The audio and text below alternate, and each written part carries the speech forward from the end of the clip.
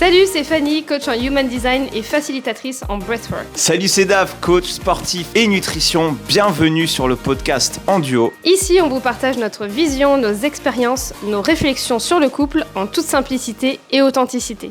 Bonjour à tous et bienvenue dans l'épisode 9 du podcast En Duo. C'est Fanny. Et c'est David. Bienvenue à tous. Super. Pour aujourd'hui, on va aller sur un sujet qui peut être aussi un peu conflictuel. C'est une personne sur le podcast sur Spotify qui nous a posé une question sur les rapports à la belle famille. Yes. N'écoutez pas ça avec votre conjoint, il y a moyen que vous vous engueuliez. Yes. David va nous lire la question, ou plutôt, ouais, c'était une question. Yes, c'était donc une question de DD3329, donc déjà merci pour ton commentaire, c'est cool.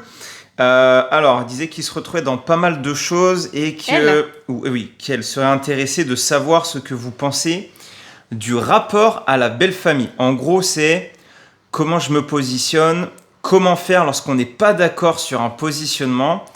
J'accepte que mon conjoint et ma belle famille fonctionnent différemment ou je force pour faire comme je le sens au risque que mon conjoint soit mal perçu dans sa propre famille.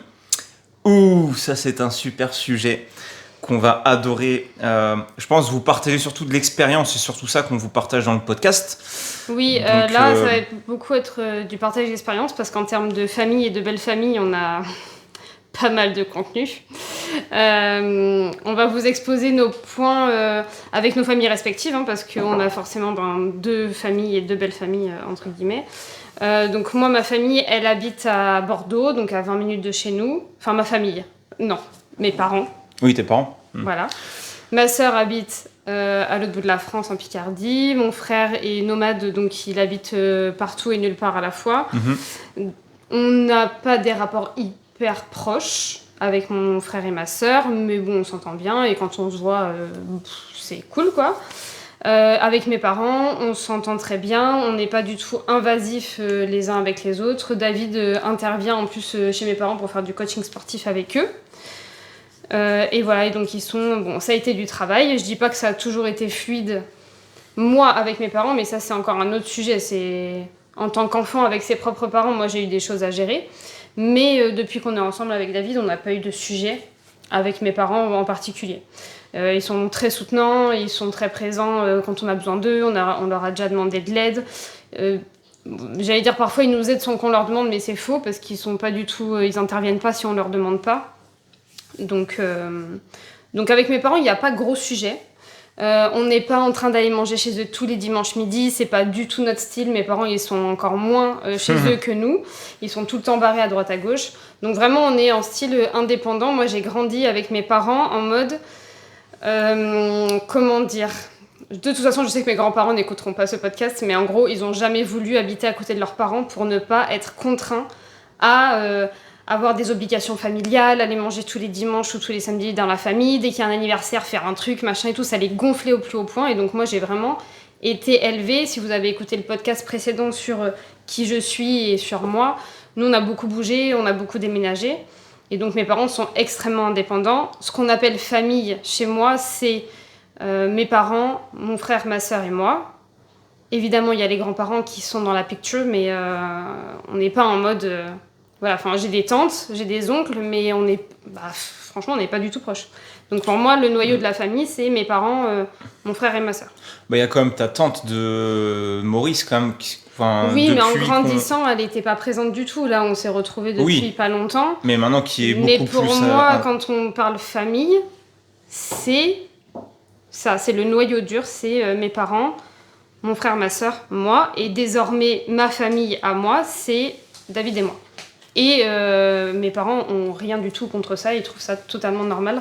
Parce que quand eux, ils ont créé leur famille, pour eux, leur famille à eux, c'était eux et leurs enfants. Ok. Donc là-dessus, voilà. Est-ce que tu veux donner la composition de ta famille ?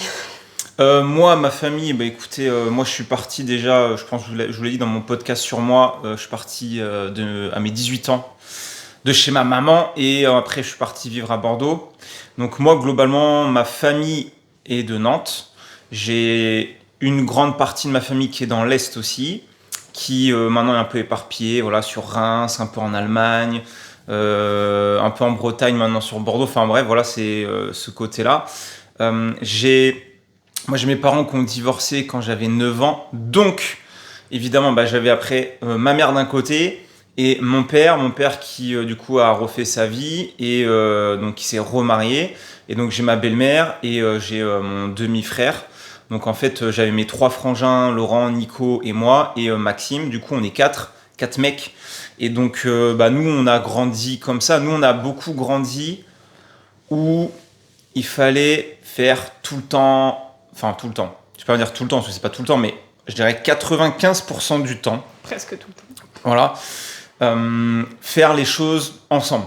Il fallait tout le temps être ensemble, aller là, à droite, à gauche. Quand il y a des anniversaires, on fait tous les anniversaires. Quand il y a le cousin de machin, il y a un anniversaire, il faut y aller pour leur faire plaisir. Donc, moi, j'ai grandi dans cet environnement-là où, en gros, dire non, c'était très très mal perçu, très mal pris déjà, ça c'est clair. Et en gros, même sur moi personnellement, dans mon éducation, ça m'a pas mal affecté aussi sur le fait que j'avais beaucoup de mal à m'affirmer et me poser des limites par rapport à ça. Et je me retrouvais en permanence à aller, j'allais chez ma mère, donc on venait le week-end. Donc quand j'étais à Bordeaux, je montais spécialement le week-end. Et en fait, j'étais obligé de me splitter pour d'un côté, il fallait que je voie ma mère, donc fallait pas que je fasse trop, sinon je me prenais des remarques. Après, il fallait que j'aille de mon côté voir mon père, ma belle-mère et mes potes, au détriment surtout de mes potes de Nantes à la base, que j'ai vu de moins en moins. Donc après, ça va, j'arrivais quand même à faire quelques soirs avec eux. Mais concrètement, vous voyez très bien, le vendredi soir, j'arrivais, du coup, je partais de Bordeaux, je prenais un covoit, j'arrivais à Nantes. Et du coup, le samedi midi, j'allais manger par exemple chez ma mère. Voilà, donc j'ai déjà une grosse partie de la journée qui est passée. Le soir, j'essayais d'aller voir mes potes le samedi soir s'ils étaient dispo. Sinon, je rentrais chez moi ou j'allais chez ma mère. Enfin bref, c'était ça. Et puis le dimanche, il fallait que je rentre à Bordeaux parce que moi, le lundi, je bossais. Donc moi, j'étais ça a duré quand même pas mal de temps, le temps qu'on se rencontre. Jusqu'à Toulouse, parce qu'après on a fait la même chose à Toulouse, on pouvait pas monter autant. Il n'y avait pas énormément de temps entre le moment où tu es arrivé à Bordeaux et le moment où on s'est mis ensemble, peut-être 1 an et demi. Ouais, moi je suis arrivé fin 2011 à Bordeaux. Voilà. Ouais. Donc en fait concrètement moi j'ai grandi dans cet environnement-là et après quand on s'est mis ensemble pour vous donner la big picture, évidemment j'ai rencontré les parents de Fanny et moi... Presque avant moi. Presque avant toi. Et après, globalement, je pense qu'on va aller plus dans le détail là-dessus, mais concrètement, après, c'est vrai que moi, de mon côté, ils étaient toujours câblés. En gros, c'est normal que tu montes régulièrement le week-end, qu'on fasse tout le temps les anniversaires ensemble, que ce soit à nous de monter, que quand il y a, je sais pas, non, pas un baptême, mais quand il y a à l'époque, il y avait pas un événement, de baptême, quand il y a un événement familial, en gros, il faut absolument être là. Voilà, en gros. Et moi, pendant très longtemps, j'avais jamais dit non. Je le faisais parce que pour moi, c'était normal. Sans penser en fait que, ok, mais est-ce que moi, j'ai vraiment envie d'y aller? Voilà. Et après, évidemment, quand on se met en couple, il y a l'autre aussi à prendre en compte. Et à ce moment-là, voilà, Fanny aussi va se dire, ok, est-ce qu'elle aussi a envie d'y aller? Si elle dit non, si elle s'entend pas bien avec certains membres de la famille, comment ça se passe? Oui, donc tout ça, c'est des sujets... Et définition de la famille du côté de David, qui n'est pas du tout la même définition que de mon côté. Non. Là-bas, la famille, c'est les parents, évidemment les enfants, les tantes, les grands-parents, les cousins éloignés, les pièces rapportées, les plus 1, les plus 2. En fait, on termine avec une famille où de nous, on passe... nous, on est 5, et de l'autre côté, ils sont genre 30. Alors là, c'est un choc culturel. C'est un choc culturel. Puis ils sont 30. Alors je grossis peut-être un peu, mais en tout cas, eux, voilà, dans leur vision des choses, il y a vraiment tout ce qu'on peut ramener, on les ramène. Et c'est pas une mauvaise chose. C'est juste que c'est un choc culturel extrêmement important pour moi qui arrive vraiment en mode indépendance puissance 1000. Voilà, chacun fait sa vie de son côté et tout ça. Et eux, ils habitent tous à 20 minutes les uns des autres. Genre, voilà, tout le monde est sur place.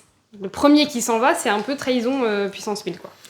C'est-à-dire que moi, pour vous donner un peu la situation, pour que vous imaginiez globalement, moi j'ai mon petit frère Laurent qui est parti très rapidement aussi de Nantes, parti sur Bordeaux pour les études.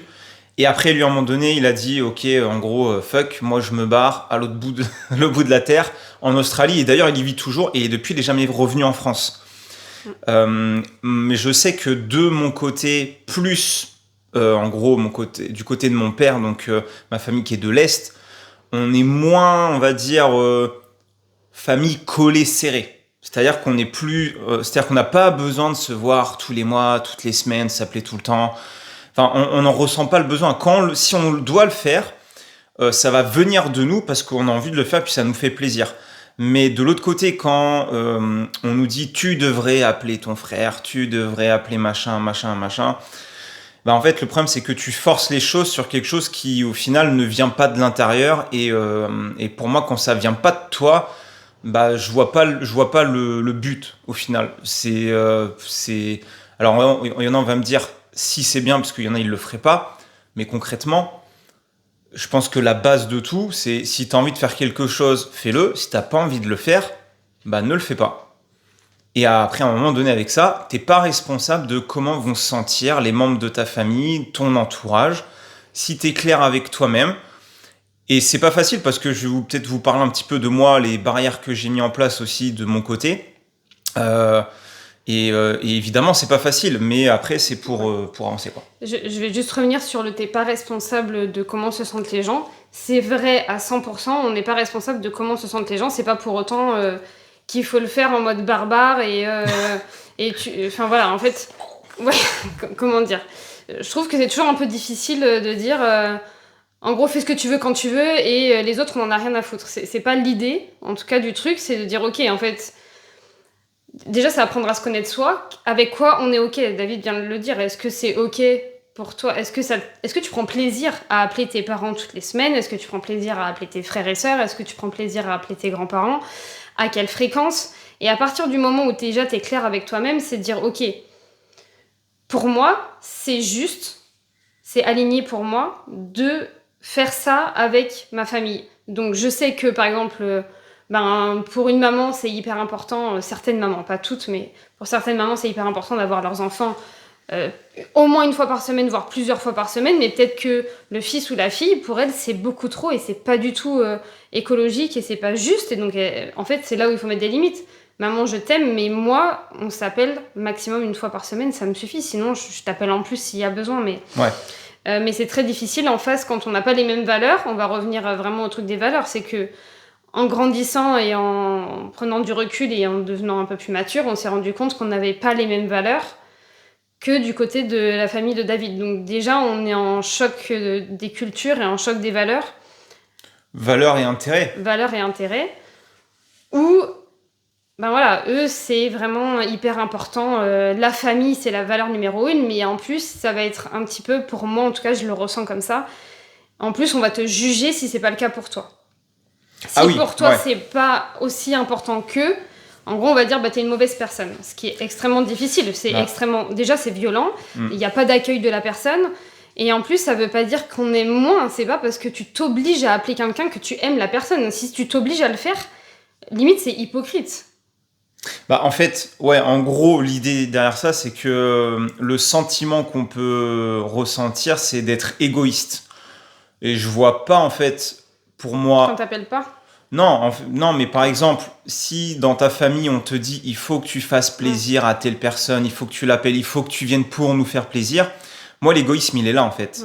Tu peux pas... Alors, si tu as envie de le faire, si tu as envie, toi, de faire plaisir à cette personne-là et que tu sais que c'est important ou alors qu'il y a une situation quand même peut-être compliquée et que ça peut peut-être permettre d'arranger la situation et que tu es OK, pourquoi pas. Mais si c'est en permanence... fonctionner du genre moi je dois sauver tout le monde. Ah, ton frère il va pas bien en ce moment, tu dois l'appeler. Ah, tu comprends, ton frère il a du mal à communiquer, donc c'est pas de sa faute. En fait c'est pas ma responsabilité. Et si derrière on vous dit que vous êtes égoïste quand vous pensez comme ça ou que vous êtes pas égoïste, d'accord. Pour moi, je vais vous prendre un exemple. Par exemple, je prends un papa que j'ai accompagné et qui m'a dit: moi, David, je veux être un exemple pour mes enfants. C'est pour ça que j'ai envie de perdre du poids. Je lui ai dit, est-ce que tu es vraiment sûr que tu perds du poids pour tes enfants ou pour toi? parce que ça n'a rien à voir. Et souvent, on croit qu'on fait les choses pour les autres, alors qu'avant tout, vous faites les choses pour vous-même. Et pour moi, c'est pas de l'égoïsme. Au contraire, si vous prenez du temps d'abord pour vous, par exemple, donc sur la perte de poids, effectivement, la cause à effet du fait de se prendre en main lui-même va faire qu'il va dégager une énergie de « Ah ouais, il mange mieux, il a une meilleure énergie, il a plus de vitalité, il est plus dynamique, il arrive à prendre plus de temps avec ses enfants. » Et là, il devient un exemple pour ses enfants. Mais c'est pas... vous voyez ce que je veux dire en gros par rapport à ce que j'ai pu expliquer. Donc je pense que pour la famille, moi c'est ma façon de penser. Après, je ne cherche pas à vous faire changer de façon de penser. Moi c'est comme ça que je pense, que je vois les choses. Je n'ai en aucun cas le pouvoir de sauver les membres de ma famille. C'est comme ça. La vie, elle est faite qu'on on peut attraper une maladie, on peut mourir demain. Je peux rien y faire. Par contre, si j'ai envie de passer du temps, d'appeler, de faire plaisir à quelqu'un, bah, je peux le faire. Parce que ça te fait aussi plaisir. Et parce que ça me fait plaisir. Et si j'ai pas envie d'aller à un événement parce que j'ai pas envie et parce que ça me plaît pas et je me sens pas bien et je me sens pas intégré ou ça me convient pas. T'as juste pas envie en fait. T'as pas besoin de te justifier non plus. Oui, il y a ça aussi. Il y a des moments où t'as pas envie d'y aller, bah t'as pas envie d'y aller. Voilà. Parce que on pourra en venir dessus, mais c'est vrai moi j'avais tendance à toujours me justifier par rapport à ça, parce que j'étais pas à l'aise, parce que j'avais du mal à m'affirmer. Et ça, c'est un sujet que je travaille avec mon coach en ce moment, mais c'est hyper intéressant. En fait, moi j'étais vraiment la petite bulle du milieu où j'avais d'autres bulles qui venaient autour de moi, et vu que je savais pas poser mes limites et m'affirmer, je me le faisais bouffer, grappiller à chaque fois. Et donc, le problème de ça, c'est qu'à un moment donné, ça nous impacte forcément. On s'en rend peut-être pas compte, ça nous impacte sur plein d'autres sujets de la vie, sur même dans le couple, où on prend peut-être pas le lead, où on ne s'affirme pas, ou quand on veut prendre une décision, on fuite un peu, on n'ose pas dire oui ou dire non. Enfin voilà, des fois on ment peut-être sur certaines choses parce qu'on a envie d'enjoliver le résultat. Donc voilà. Donc on va passer surtout à la question, parce que là j'ai l'impression que je m'étale un petit peu. J'aime bien parler. Donc on va surtout revenir à la question qui était... Comment faire lorsqu'on n'est pas d'accord sur un positionnement ? J'accepte que mon conjoint et ma belle famille fonctionnent différemment, ou je force pour faire comme je le sens, au risque que mon conjoint soit mal perçu dans sa propre famille. Alors, pour commencer, comment faire lorsqu'on n'est pas d'accord sur un positionnement ? C'est très simple, en tout cas pour moi, mais alors ça n'est absolument pas simple dans les faits. Quand on n'est pas d'accord, on se positionne et on dit qu'on n'est pas d'accord, mais on ne dit pas qu'on n'est pas d'accord juste pour dire qu'on n'est pas d'accord. Si vraiment t'es pas d'accord sur quelque chose, ça veut dire qu'il y a quelque chose qui vient te déranger, et c'est bien d'apprendre à l'exprimer. Un exemple. Alors, un exemple. On a pas mal d'exemples. Oui, parce que moi, pour le coup, je me positionne très très peu dans la même lignée que la famille de David. Donc ça a été extrêmement challengeant. On a commencé à remonter très régulièrement au début. On peut prendre un exemple. On va prendre les fêtes de fin d'année. Les fêtes de fin d'année, très bonne idée. Parce que on parle là, on nous demande quand on n'est pas d'accord sur un positionnement. Oui. Ok, si je te donne un exemple, admettons, moi du côté de ma famille, veulent qu'on fasse Noël ensemble tous les ans au même endroit à Nantes, et de l'autre côté, Fanny, au contraire, a plus de liberté. C'est pas quelque chose où on fait tous ensemble. On fait un peu ce qu'on veut. On a plus le choix de... Ouais, en gros, ça va dépendre des années. On fait de temps en temps Noël ensemble. Quand ma mère, elle se décide d'organiser un Noël tous ensemble, en gros, c'est... on fait Noël tous ensemble. Si vous voulez venir, vous venez. Si vous n'avez pas envie, vous nous dites, juste qu'on sache combien de personnes viennent. Et sinon, quand on n'est pas là sur ce genre d'événement, par exemple, donc on dit qu'on n'est pas là, on va vraiment le faire en décalé. On va le faire soit un peu avant, soit un peu après. Voilà, ouais. Mais c'est hyper flexible. Donc, admettons, par exemple, si on prend Noël. Donc, évidemment, on me dit, David, ce serait bien que vous veniez à Noël cette année. Enfin, il n'y a pas vraiment de ce serait bien, c'est on fait Noël cette année, on vous attend. Voilà. Donc, admettons, on est à Toulouse, et puis mes parents, ma famille sont de Nantes, mais j'ai surtout l'autre partie de ma famille de côté de mon père qui sont de l'Est. Et en fait, à Nantes, c'est plutôt la belle famille, en grande partie. Donc, la famille de la nouvelle femme de son papa. Voilà, exactement. Donc là, ça correspond un petit peu, je pense, à la question, parce qu'on parlait de belle famille aussi. Et... mais ma belle famille avant. Aussi. Pas ta belle famille. Oui, ta belle famille à toi. Oui, pardon. Du conjoint. La belle famille du conjoint. Non, mais on se perd avec les belles familles. Mais bref, en tout cas, le positionnement qui a été pris, en fait, peu importe, on va pas rentrer dans les détails de qui a choisi de faire quoi. Ouais. C'est-à-dire que ça fait plusieurs années où, bon, nous, on a décidé de ne pas avoir d'enfants, certes, mais aussi d'avoir une vie beaucoup plus flexible, pour le coup, parce que, comme on vous l'a dit, dans l'épisode des valeurs, on vous l'a dit de manière très transparente, la famille ne fait partie en aucun cas des valeurs phares, que ce soit pour David ou pour moi. La valeur phare pour moi, ça va être plutôt notre couple, mais ça va pas être la famille. Et donc du coup, pour moi, les fêtes de Noël, quand il n'y a rien qui se passe en dehors de l'année, moi, je vois pas d'intérêt. Voilà, je vous le dis. Les cadeaux pour faire des cadeaux, les trucs, enfin, je trouve vraiment, ça me correspond pas à mes valeurs. J'ai pas envie d'aller acheter des cadeaux à la con que tout le monde va ranger dans un placard parce que ça fait plaisir à personne, parce qu'on se connaît même pas vraiment, en fait. C'est pas des cadeaux pertinents. Acheter du matériel pour du matériel, je trouve ça naze. Enfin, ça va au bout d'un moment. Passer la trentaine, on peut encore s'acheter ce qu'on veut, ou alors si vraiment on a envie de quelque chose, trop bien, dans ce cas-là, on fait une cagnotte, etc. Ça s'organise, mais voilà, donc... Pour moi, en tout cas, à un moment donné, j'ai dit Noël, si c'est pour dépenser 1000 balles dans une fête qui, pour moi, ne représente rien, et ça m'est personnel, encore une fois, je dis pas que j'ai raison, j'ai tort, c'est ma vision des choses, et la vôtre est la vôtre. Ceux qui font Noël tous les ans parce que c'est hyper important pour eux, grande bien leur face, j'ai aucun souci avec ça, moi, personnellement. Moi, ça me gonfle. Il faut courir à Nantes, courir il y a les parents séparés, et il faut voir le cousin, et la tante, le machin. Ouais, moi, en fait, ça me fatigue, j'ai pas envie de ça. D'ailleurs, on a fait Noël plusieurs fois que tous les deux, et c'était très chouette. Et donc, il a fallu se positionner, et David a toujours eu plus de mal à se positionner que moi. Et encore une fois, c'est toujours plus facile quand c'est pas sa propre famille personnelle. Ah bah oui, mais bien sûr. Quand il a fallu se positionner par rapport à mes parents de temps en temps, c'est toujours plus challengeant pour moi que quand je dois dire non aux parents de David, par exemple. Et il y a une année où on a dit, non, cette année, on ne viendra pas. Et ça a été... et on s'est positionné comme ça. Donc ça a été non. Alors, il a fallu le redire plusieurs fois, en plus, parce que c'est très challengeant. Il a des parents qui sont challengeants. Quand ils n'ont pas ce qu'ils veulent, ils relancent, quoi, parce qu'ils se disent, ils essayent de trouver une solution. Possible. Ils essayent de dire, ouais, mais si vous venez avant, un peu après, machin, truc bidule. Et donc, c'était là, on était à non.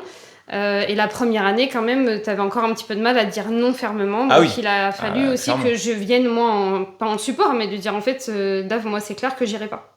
Et voilà, et puis après, ce qui peut se passer, c'est que la famille en face peut se dire, ah, ça y est, donc en fait, la femme derrière, c'est elle qui prend le truc.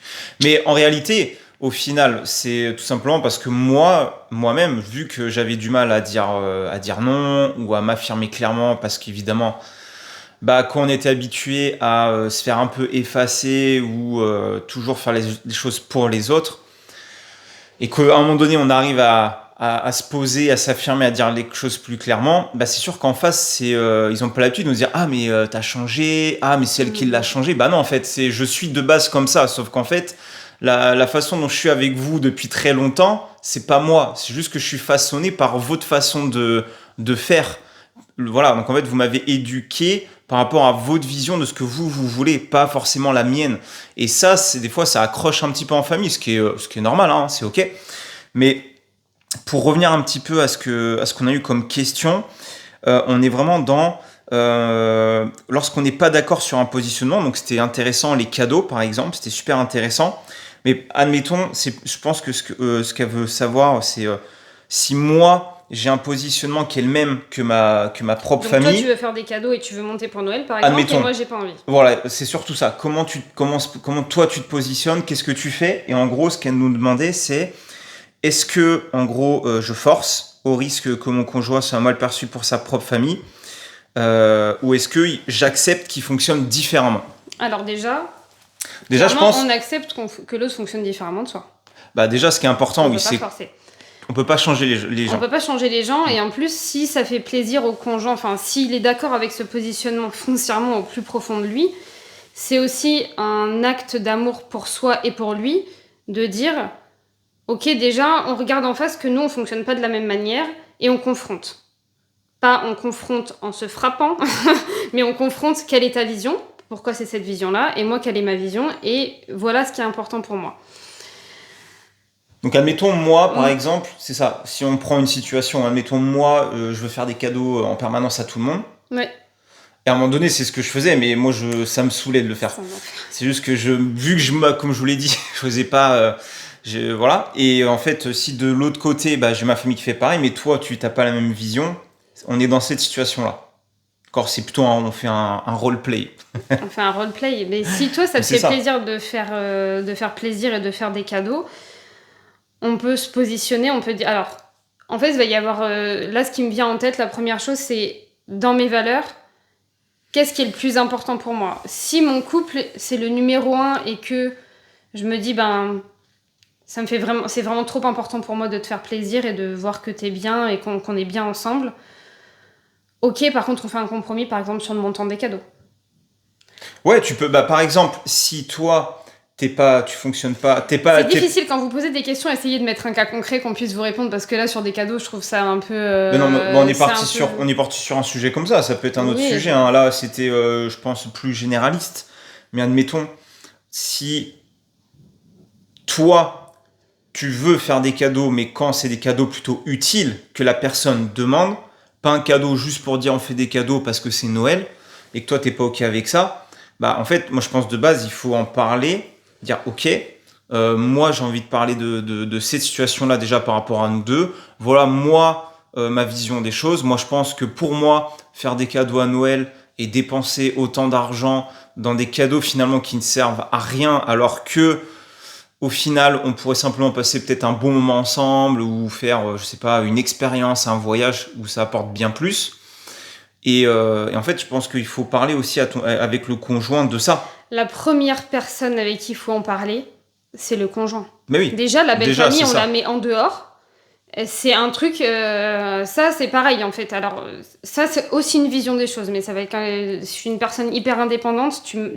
Moi, je me suis mariée avec David. Je ne me suis pas mariée avec sa famille. Non, mais qu'on soit bien clair. Et David ne s'est pas marié avec ma famille. Je porte son nom en deuxième, histoire de dire parce qu'on s'est mariés et s'il y a besoin de faire des visas, etc., il n'y a pas de problème, mais je ne suis en aucun cas mariée avec mes beaux-parents. Avec aucun d'eux, je ne leur dois rien. Je ne leur dois rien du tout. Si eux, ils veulent que je fasse quelque chose, déjà, ils me le demandent à moi, mais je ne leur dois rien et David ne doit strictement rien à mes parents. Ça, c'est une chose pour moi qui est claire et nette dans ma tête et je pense que t'as la même position que moi. Et s'il y a un problème de positionnement entre la belle famille, le conjoint et sa femme, la première discussion à avoir, c'est avec son conjoint. Ouais. C'est pas du tout avec la belle famille. C'est son conjoint. Ok chérie, toi ton positionnement il est celui-là. Pourquoi ? Qu'est-ce qui est important pour toi là-dedans ? Qu'est-ce que tu valorises dans cette prise de position ? Parce que moi je vois plutôt les choses comme ça. Et on revient dans la communication non violente, c'est pas dire mais de toute façon ton positionnement c'est de la merde. Non. Non. On fait pas parce ça. Que ça en fait ça fera qu'envenimer les choses, ça arrange pas la situation. Et c'est extrêmement difficile par contre quand on n'arrive pas à se mettre d'accord. Non, mais on peut ne pas avoir la même vision sur certaines choses. Nous on a des trucs où on n'est pas d'accord du tout. Exactement. Mais en soi faut accepter que l'autre n'est pas d'accord sur ça. Mais le but c'est pas d'être d'accord en permanence. Faut respecter aussi, je pense, la façon de penser de l'autre sur certains sujets. Maintenant, si, admettons, moi je veux faire des cadeaux et que ces cadeaux-là, je les prends avec un compte commun, par exemple, là, il y a un problème. Là, il faut s'exprimer et dire, attends, ok, David, si tu as envie de dépenser 1 000 € à Noël pour ta famille, fais-le. Par contre, fais-le avec tes finances à toi, parce que moi, je ne veux pas qu'on utilise le commun. Et au moins, il faut être clair là-dessus. Et déjà, au moins, vous dégagez ça. Maintenant, après... vous, ça ne vous oblige pas à devoir faire des cadeaux aux autres et il faut l'exprimer. Tu dis, écoute, si toi, tu as envie de faire des cadeaux à tout le monde, à ta famille, fais-le. Moi, comme je l'ai dit, c'est pas ça qui va montrer que je les aime ou pas. Malheureusement, aujourd'hui, je pense que les gens se sentent que on est un peu plus reconnu ou aimé quand on se fait des cadeaux matériels. Moi, je trouve que c'est... Bref, pour moi, c'est pas ça qu'on prouve quelque chose. c'est pas montré avec des cadeaux ou du matériel ou de l'argent. Donc je pense qu'il faut partir là-dessus avant tout. Pour moi, c'est le plus important. Je sais pas si tu as autre chose à ajouter. Ouais, le positionnement, je suis en train de réfléchir parce que c'est vrai que les plus gros débats et les plus gros désaccords qu'on a eu, c'était avec ta famille sur ce truc de... il se passe un événement, que ce soit un baptême, un mariage ou quelque chose avec une personne qui pour nous n'est pas importante, parce que quand je parle là de la famille, c'est-à-dire qu'on... c'est les cousins éloignés qui sont même pas des vrais cousins, enfin bref, il s'est passé des trucs, pour moi c'était absolument lunaire, j'ai appris des choses, c'était incroyable. Mais c'est intéressant aussi de voir qu'il y a des personnes qui ne pensent pas du tout comme nous. Donc c'est aussi avoir l'ouverture d'esprit de dire ok, votre position à vous, elle est celle-là et la mienne elle est celle-là. Maintenant attention, quand on se positionne, et c'est pas forcé, quand on prend une décision qui est alignée avec soi, ça n'est pas forcer la chose, c'est juste se dire moi je suis comme ça. Et ma vérité elle est là. Et c'est complètement légitime de le faire. Par contre attention aux claques qu'on va pouvoir récupérer en retour, parce qu'on s'en est pris des très fortes. Ça a été, y a des trucs qu'on s'est pris, c'était pour moi inacceptable, mais bref. C'est-à-dire qu'en face, peut-être que les personnes n'ont pas non plus un état d'esprit si ouvert que ça, et qui vont mal le prendre, et c'est possible que ça déclenche un conflit. Et ça, il faut le savoir. C'est-à-dire qu'à partir du moment où je dis pas que, enfin, il n'y a pas de, on est contre les gens, on n'a pas, c'est sûr que ça, c'est simplement que quand vous commencez à exprimer des ressentis, des émotions, vos valeurs, ce que vous avez envie de faire, vous allez vous confronter à des gens qui eux-mêmes sont pas à l'aise à le faire déjà. Parce que la famille, pour moi, c'est le meilleur terrain d'entraînement pour évoluer personnellement, je trouve. Et quand vous arrivez à le faire, vous allez en fait, parfois vous allez tomber un peu dénu, j'ai envie de dire, et parce que vous mettiez sur un piédestal potentiellement vos parents ou les adultes, et vous allez vous rendre compte que même les adultes n'arrivent pas à prendre du recul et à accepter que vous pensez différemment, que vous avez une vision différente de la vie. Et ce qui peut arriver, ce qui moi m'est arrivé, c'est qu'on me dise non David, oui je suis pas d'accord avec ta façon de penser, mais tu peux pas faire ça, tu peux pas penser comme ça, tu peux pas ressentir ça. Et j'ai dit écoute, moi tu pourras me dire ce que tu veux, mais moi c'est comme ça et pas autrement. Et si en plus en face on essaye de vous faire changer votre vision ou vos façons de penser, pour moi il y a même plus de discussion à avoir en fait. Ouais, je suis assez d'accord. Parce qu'en fait, ça sert à rien. C'est un dialogue de sourds. C'est-à-dire que les personnes ne sont pas prêtes à écouter. Et comme je le dis depuis le début, on ne peut pas changer une personne. Si la personne en face n'a pas envie, elle n'a pas envie. C'est son choix. C'est son état d'avancée actuel, d'évolution. Je ne parle pas d'évolution de niveau, on est meilleur. Je parle de développement, on va dire, personnel, d'ouverture d'esprit. On a tous une ouverture d'esprit à un niveau différent sur pas mal de sujets. Et dans la vie, je trouve que dans la famille, c'est là qu'on voit globalement dans notre entourage qui a un état d'esprit plus ouvert que d'autres. Et honnêtement, c'est vrai qu'aujourd'hui, je me sens beaucoup plus en sécurité et on va dire moi-même quand, par exemple, je suis avec ma belle famille, parce que j'ai pas ce côté-là. C'est-à-dire que je vais pouvoir exprimer des choses, il n'y a pas de jugement, on me dit pas comment je devrais le faire, ah non, c'est pas bien. Non, tu devrais sauver ces gens-là, tu devrais faire ça pour le plaisir des autres. Non, ton plaisir à toi, c'est égoïste, c'est pas bien. Et ça, on me l'a dit. Et clairement, il faut être prêt à l'entendre, il faut être prêt à passer devant et je dirais, et vous poser la question, c'est quoi qui est important pour toi ? Est-ce que tu as envie de vivre ta vie au travers du regard des autres ? Et tu seras jamais toi-même, tu seras jamais heureux, clairement, tu seras jamais épanoui, parce que tu seras toujours en train de t'imaginer ou de penser que si je fais ça, qu'est-ce qu'ils vont penser ? Non, il faut que je le fasse comme ça, au moins ça va bien passer, je vais être bien reçu, je vais être aimé, je vais être reconnu. Hop, la petite lumière qui a bougé. Et ça, c'est hyper important à prendre en compte. Et je dis pas que c'est facile, c'est un travail, je dirais même d'une vie, il y en a qui arriveront potentiellement jamais. Moi par exemple ma mère avec qui j'ai coupé les ponts pour mon mariage, c'est parce qu'à un moment donné j'ai estimé que c'était juste pour ma santé mentale obligatoire de couper les ponts.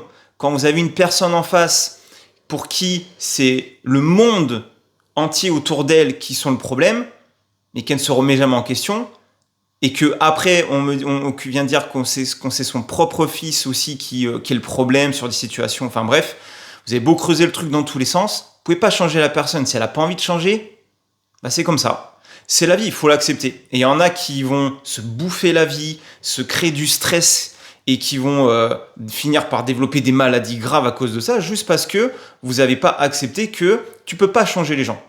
T'es une personne, elle est heureuse pour vivre dans un T1, dans un appartement avec un minimum de matériel. Toi, tu penses qu'il faut avoir une belle voiture, une maison c'est un T4, piscine, machin. Et toi, tu vas vouloir absolument lui dire non, il faut que tu changes, il faut que tu fasses ça. Mais si, tu verras, tu seras absolument heureuse que quand tu auras un T3 avec une piscine, une belle voiture. Tu peux pas être heureux juste dans un T1. Il y en a qui sont heureux avec rien.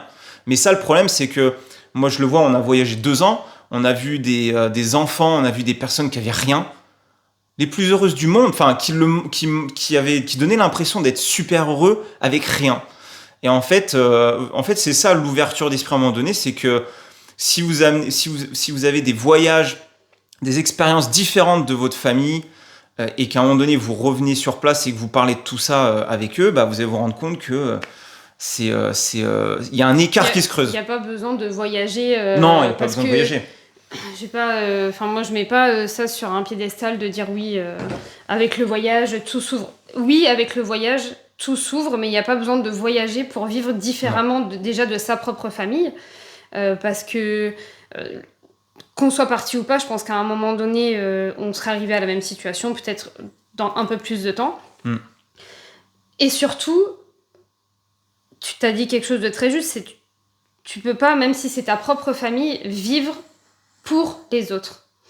Et on va entendre ce truc, ouais mais quand même c'est ton père, ouais mais quand même c'est ta mère, tu peux pas faire ça, tu peux pas dire ça. Alors attendez, on va remettre un truc, hein. Vos parents, ils vous ont eu pour leur propre plaisir à eux. Ils ont pas fait un enfant pour le bien-être de la terre ou j'en sais rien. Ils ont eu un besoin égoïste, et je mets des gros guillemets parce que je juge pas ça, mais ils ont eu envie d'avoir un enfant pour eux. Ils ont fait un enfant. Certes, mais encore une fois, vous ne leur devez rien. Ils ont pris la décision d'avoir un enfant, et je dis pas qu'il faut rejeter ses parents, c'est pas le sujet. Non, pas du tout. C'est de dire à un moment donné, si toi t'es pas ok avec quelque chose qu'ils font, avec un positionnement qu'ils ont, tu devrais te sentir libre. En tout cas, moi c'est ce que je prône, c'est la liberté de dire, moi, ma vérité, c'est celle-là. Et des fois, ça fait bouger les cases. Ouais. Ça fait bouger les cases de dire, moi, je ne suis pas d'accord avec vous, je vais faire différemment. Soit vous me suivez, soit vous me suivez pas, mais en fait, moi, j'y vais quand même. Et des fois, l'action fait beaucoup plus réfléchir que les mots, parce que pendant des années, on a pu leur dire plein de choses à tes parents. Nous, on se positionne pas vraiment comme ça, mais c'est pas trop. Mais on continue à dire oui, il y a des choses alors qu'on n'avait pas envie d'y aller. On n'agissait pas. Pour faire plaisir, on n'agissait pas vraiment, parce que c'est hyper dur en tant que belle-fille de dire bon, écoute, ta famille c'est sympa, mais moi j'en peux plus. J'ai pas envie d'y aller. Moi, je vais là-bas, j'ai l'impression d'être une plante verte et de servir à rien. Bon, au bout d'un moment, par contre, j'ai dit stop en fait. Là, c'est bon. Là, c'est stop. Et Dave, si toi tu ne le fais pas, moi je te le dis, je ne vais pas y aller. Et là, ça commence à faire bouger. Là, ça commence à faire bouger chez nous et chez eux. Et c'est pas forcément fluide tout le temps. Donc aujourd'hui, David a fait le choix, lui, de couper les relations avec sa maman parce que ça devenait trop compliqué, c'était trop difficile à gérer et puis c'était trop lourd. Et en tout cas, c'est un choix que lui a fait et en aucun cas, je n'accepte des personnes autour de lui qui lui disent « Ah mais quand même, c'est ta mère, tu peux pas faire ça ». On n'en a strictement rien à secouer. Ça, soyons clairs. Le jour où il me dira « J'ai bien envie de reprendre contact, mais je te soutiens, il n'y a aucun problème ». Mais en attendant, moi, ce qui m'importe, c'est le soutien de sa santé mentale. Avec le reste de sa famille, il n'a pas du tout coupé les ponts, ça n'est pas le sujet, mais par contre, on arrête de dire oui à tout pour faire plaisir au monde entier, sauf à nous. C'est-à-dire que c'est ça, c'est ce que je vous dis depuis le début. Ça paraît peut-être égoïste comme ça, hein, c'est vrai. On va se dire, ouais, mais tu penses qu'à toi. À un moment donné, on va arrêter de se mentir, mais ta vie, tu la vis pour qui en fait ? Posez-vous cette question-là. Ta vie, tu la vis pour qui ? Alors, si tu dis je la vis pour les autres, ok, vis-la pour les autres. Mais dans ce cas-là, te plains pas. Si tu veux la vivre pour toi, vis-la pour toi. Parce qu'il y a une vérité, c'est que nous ne sommes pas éternels. Certes, oui, c'est dur de perdre un proche, c'est sûr. Mais on n'appartient à personne. On n'est pas la propriété de nos parents, de qui que ce soit. On n'est pas un jouet. D'accord ? Vous êtes un être humain, vous êtes là pour vivre votre propre vie, vous faire votre propre expérience. Et si vous avez du mal à avancer dans la vie sur certains sujets parce que vous avez l'impression que vous avez la famille ou la belle famille, à un moment donné, il faut en parler et il faut essayer quelque chose, mettre une action en place. Et puis, il va se passer des choses. Et puis après, il faut jouer avec. On ne peut pas anticiper ce qui se passe. On ne peut pas se dire, mince... Parce que moi, on était beaucoup comme ça. On se faisait tout un monde dire, OK, mais si je dis ça, qu'on fait ça, qu'est-ce qu'ils vont penser ? Ils vont dire ça. À un moment donné, oubliez ça. Vous avez envie de faire un truc, dites-le, faites-le une bonne fois pour toutes. Et testez-le et vous verrez ce que ça donne. Enfin, je pense que c'est pour moi un des conseils que je donnerais. Et surtout, parlez-en déjà avec votre conjoint. Après, si en face c'est mal reçu, c'est là après où il faut se poser des questions aussi. C'est voilà, le couple finalement, est-ce que ça c'est très très dur après de se dire si on est avec la bonne personne ou pas. On peut pas savoir, mais on peut ne pas être d'accord sur des sujets. C'est ok. Par contre, s'il y a des sujets qui sont ultra importants pour vous et que là votre conjoint est pas du tout d'accord avec ça et lui veut faire totalement l'inverse de vous, là c'est là où il faut en parler et se dire ok, écoute, moi je vais te le dire, moi c'est quelque chose pour moi qui va faire que on va rester en couple en pas. Est-ce que tu peux faire des compromis, oui ou non? Si oui, cool. Sinon, ok, dans ce cas-là, trouver des solutions et voilà, de toute façon, à un moment donné, c'est ce que je disais à des coachés, quand tu, par exemple, je donne un exemple, je dis quand tu es avec une fille et que tu te rends compte que t'es pas amoureux, que c'est pas la fille, et à un moment donné, tu sais que tu vas devoir t'en séparer. Non mais si, mais tôt ou tard, tu le sais. Pourquoi attendre de le faire? C'est tout simplement qu'on a peur, qu'on a notre confort.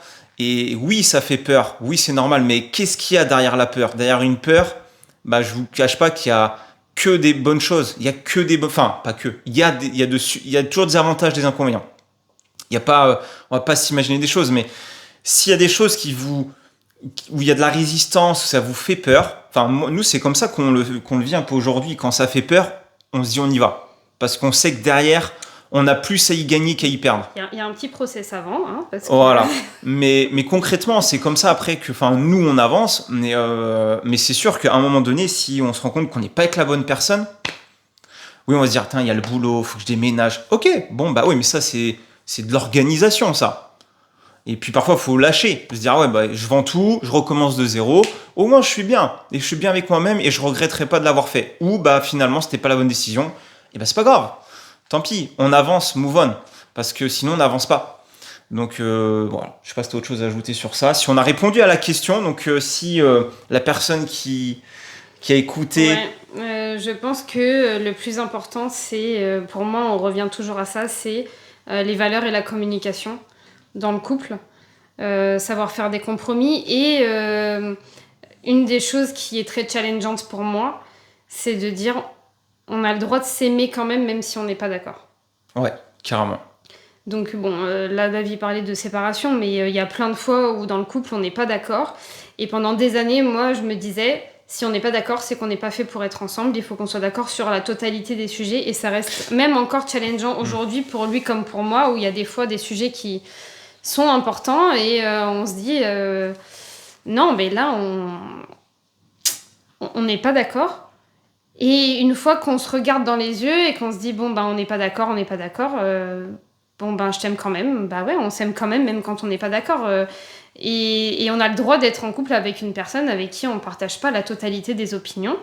Par contre, et là je vais utiliser un mot qu'il ne faut pas utiliser, mais je vais utiliser quand même, il ne faut pas se travestir pour faire plaisir aux autres. Je pense qu'il y a trop à perdre.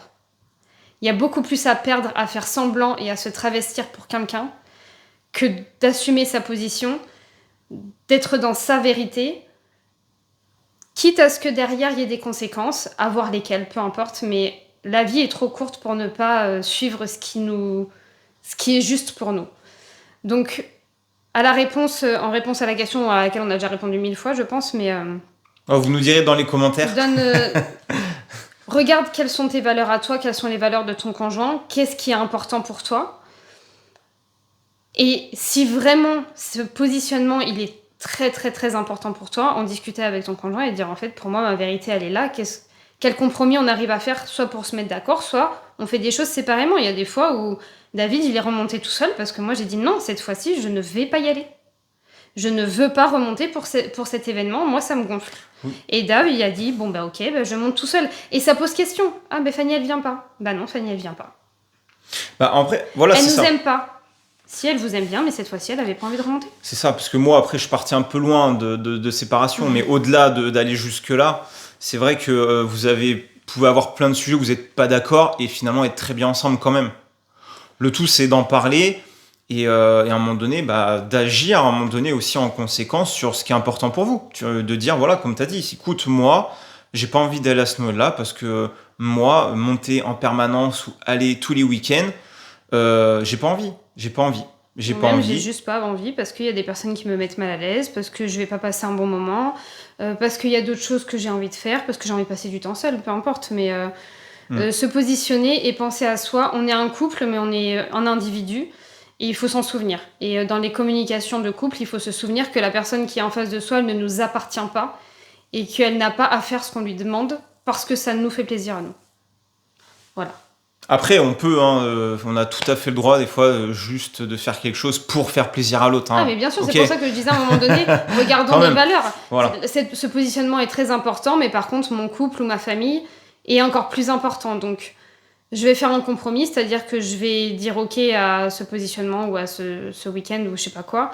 Par contre, toi, tu veux monter une semaine, moi, je suis OK pour monter 2-3 jours, quoi. Et c'est possible de faire ça aussi. Ouais, voilà, tout est question de communiquer.